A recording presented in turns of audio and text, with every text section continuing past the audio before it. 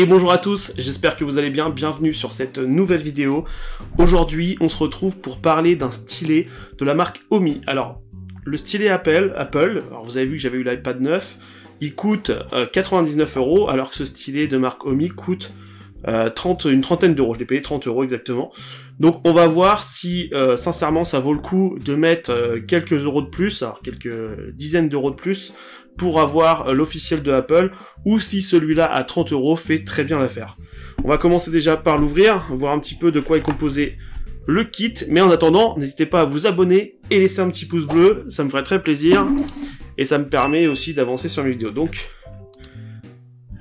dans la boîte, nous avons la petite notice, alors elle est en français, donc ça c'est pas mal, c'est vraiment pas mal.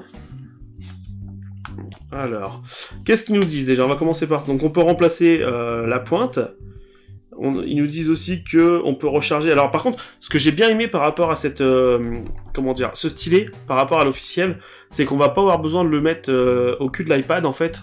Désolé pour l'expression, mais pour pouvoir le recharger, là on va pouvoir le recharger avec un USB type C. Temps de travail 10 heures, donc c'est une batterie de 140 mAh, bon, après ça suffit largement pour un stylet. Ok, on a un indicateur de batterie faible. Et comment l'utiliser? Appuyez sur le bouton d'alimentation, puis le voyant LED devient bleu, indiquant que le stylet est en mode de travail. Alors par contre, est-ce qu'il y a besoin de l'appairer? Ça c'est une... Écoutez, de toute façon on va voir ça ensemble. Donc voilà à quoi ressemble... Alors déjà on a le câble USB, bon il n'y a pas besoin d'être très grand, c'est un USB de type C, donc ça c'est plutôt pas mal, parce que maintenant les micro USB, c'est plus trop à la mode. Et donc le stylet qui est allumé d'ailleurs. On a une petite protection, on a des mines de remplacement. Après je pense pas que ça se change vraiment souvent. Et maintenant on va voir si il y a besoin. Alors si je l'appuie... Voilà, là, je sais pas si vous voyez, là, donc là il est allumé, là il est éteint. Ok. En plus, je crois que j'appuie sur... Ah, je dis des bêtises en plus. En fait, je pensais que le bouton était là, mais en fait, ça doit être le cache. Voilà, c'est le cache pour l'USB. Le bouton, il est au-dessus. D'accord. Ah oui, c'est assez sensible, hein. Juste à poser le doigt dessus, il s'allume, il s'éteint, je sais pas si vous allez bien voir. Voilà, maintenant la question c'est, est-ce que sur l'iPad, il est reconnu aussitôt? Et est-ce que, en termes de dessin, etc., est-ce que ça va être assez propre? Donc là, on va passer sur l'iPad. Déjà, il n'y a pas besoin de l'appairer, il est reconnu aussitôt. Donc ça, c'est bien. Ça, c'est très bien. Alors ça fait assez bizarre, styler dessus.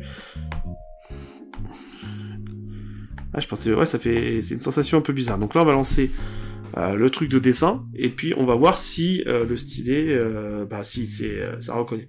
Normalement, il y a un truc de paume. Alors, dessin atelier, on va prendre ça.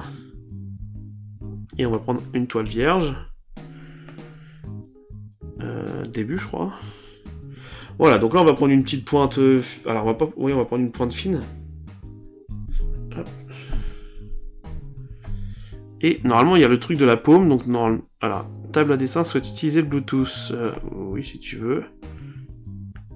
Ah, ça reconnaît bien quand même, hein.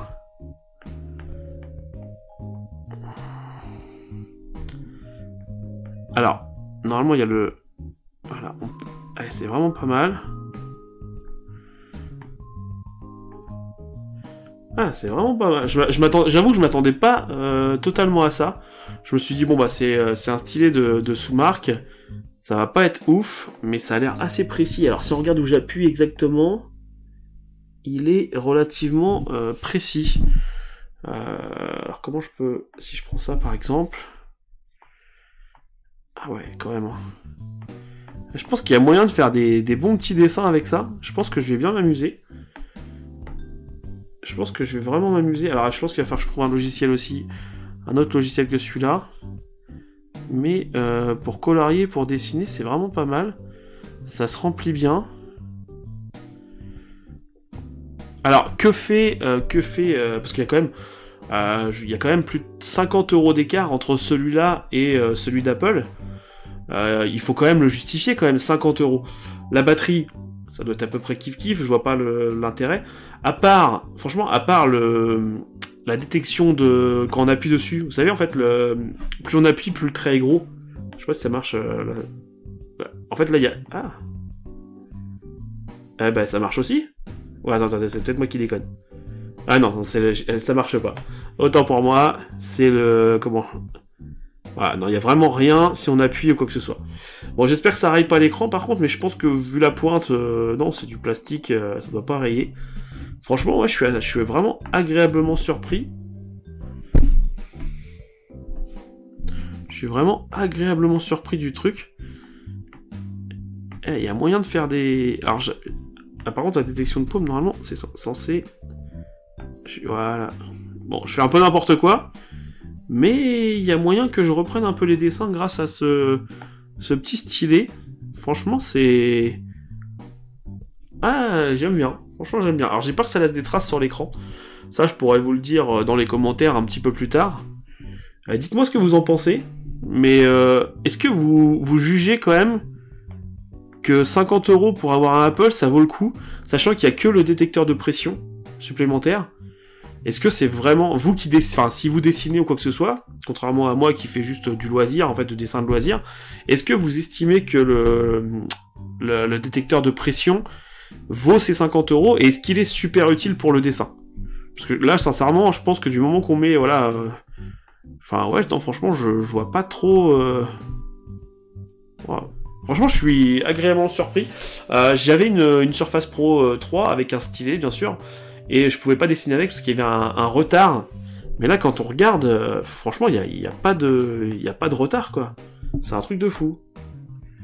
Donc, on peut l'utiliser vraiment comme une tablette à dessin, quoi. Et je pense qu'il y a moyen de faire des bons petits dessins, quoi. Franchement, ça me plaît bien. Qu'est-ce que vous en pensez? Eh ben écoutez, n'hésitez pas à le dire en commentaire. En tout cas, je vais pas faire une vidéo qui dure 50 minutes là-dessus, hein, mais sincèrement, si vous avez des questions ou quoi que ce soit, n'hésitez pas à les poser en commentaire, bien sûr, j'y répondrai. Et puis, bah, vous abonnez surtout à la chaîne si ça vous intéresse. Et puis, laissez un petit pouce bleu et je vous dis à bientôt pour une prochaine vidéo. Ciao, ciao!